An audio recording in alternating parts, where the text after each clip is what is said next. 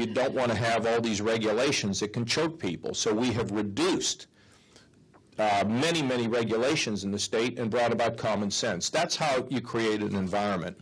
So we were really in trouble, and now we're doing well, and we just have to keep the formula going. This is the same formula that I used in Washington. I don't know if he said this, but I was chairman of the Budget Committee when we balanced the federal budget. We balanced the budget, we cut taxes, and the economy grew again. So the formula is pretty simple. And we know what the formula is going forward, that I'd like to take to Washington to get us on the path to a balanced budget with lower taxes. And once you start that process, you begin to see very, very good results. I was elected to Congress at 30 years of age. For 18 years, I served on the Defense Committee. And the people who I served with on the Defense Committee were people like Barry Goldwater, John Stennis, John Tower, some of the great defense thinkers in the modern times. And through that process, I mean, I was working very actively with all of them to make sure we had an efficient but an effective defense. And so just yesterday I appeared before the Council of Foreign Relations to sort of describe what I thought we should do vis-a-vis ISIS, Russia, China, the problems of cybersecurity, the problems of encryption, all these things laid out all across the world, because it's something I've done and been interested and involved with all of my adult life. Secondly, of course, you wouldn't know this, but I say, of course, I went on to the Budget Committee 6 years into my tenure, and I started writing my own budgets. And by the time I was finished, it took me 10 years. I was the chief architect of the time when we balanced the federal budget. And I was at this meeting just a little bit ago, and this lady said, well, I didn't know that. I didn't know we actually had a balanced budget, right? So we did. And not only did we have a balanced budget, but we had it 4 years in a row. And we paid down how much of the national debt? $560 billion. We actually paid down almost $500 billion in the national debt. And we had a projected $5 trillion surplus, and I left Washington, never thinking that they would blow that. Now, the reason why I was for a balanced budget was not just because of numbers, because we know when there is certainty, you can have economic growth, because everything is about a job. We have a list of in-demand jobs. When kids are in the first grade, we start talking to them about occupations. And as they get older, we teach them more about what jobs are. Then we have a list. We have a list of all the available jobs, what it takes to get one, and what it pays. And so we start linking education to opportunity. And that way, when you go to school, and we're trying to improve the quality of our guidance counselors, so they're not spending their time monitoring the lunchroom, but actually being able to monitor and help students find their way. And then finally, when you go to college, we want somebody assigned to you to help you find your major and your passion. That's what we're doing in our state. We should be doing that all across this country. And if I'm president, that's exactly what we'll do. And I've been around, as John Sununu said, politics for a long time.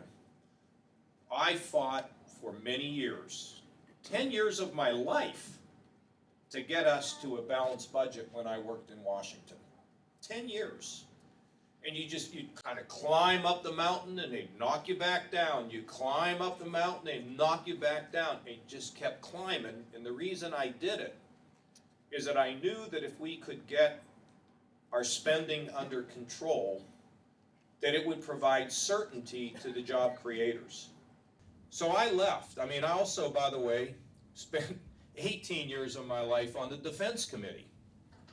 You worried about national security? I did it all of the time I was down in Washington. And who did I work with? Maybe people you haven't heard of who wouldn't know that much, you wouldn't think would know that much about defense. Barry Goldwater, John Tower, Sam Nunn. These were the giants. And these are the people that I had the privilege to sit next to as a 30-year-old kid. Because when you're 30, you're still a kid. And I sat there and absorbed for 18 years and grew older and wiser and more mature And foreign policy is not something you learn on the job. It's not something you do by shouting at people. Foreign policy is complicated, nuanced, and if you're going to be the leader of America, you have to understand it. You can't spend the first 6 months trying to figure out where the bathroom is in a job like President of the United States, because you got to hit the ground running. And the fact is that if you don't understand the complications of foreign policy, it's really hard to learn it on the job with everything coming at you. So I left politics, balanced budgets, I was involved in reforming the Pentagon, and I went out for 10 years, and it was fantastic. And then I told my wife I was going to go back into public life. And she said, "That's just great." John, am I right? It's not that hard. We know what it takes, and it is not an unreasonable plan. It's very common sense and simple. We just got to get people to get out of their own way. And I got to face the same kind of issues they face in Washington. When John and I were there trying to balance the budget, you know how many interest groups were fighting us? The Department of Defense, the farmers, the educators, the students, everybody you could imagine said, "Oh, no, no, not me, somebody else." We got them to do it. So can there be changes in the system, mechanical change? I'm open to them. But it's communication. It's respect. And that is what is missing. When John and I and Chris Shays, who's back here somewhere, were on the budget committee, and well, you were on the budget committee with me, and they would say, you remember, John, they would say, "Let's wrap up this budget negotiations in like 3 hours and tell the Democrats to shut up." He said, "We're not going to do that. We'll sit here for 12 hours if we have to, and let's let them win a couple things." It's always better to let the steam come out of the pressure cooker. My mother taught me that when she made potatoes in that old pressure cooker. So that's how you do it. You hug them. It's like this lady on the human trafficking. I could call her tonight and say, "We got stuff we got to do. Will you help me?" It takes work. The problem is that the well has been so badly poisoned, it's just going to take an extra lot of effort.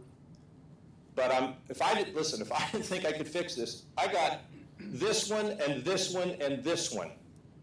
I'm going to waste their lives by wasting mine? No way. So the fact is that you just got to work at it. Respect is a big part. Don't have to agree.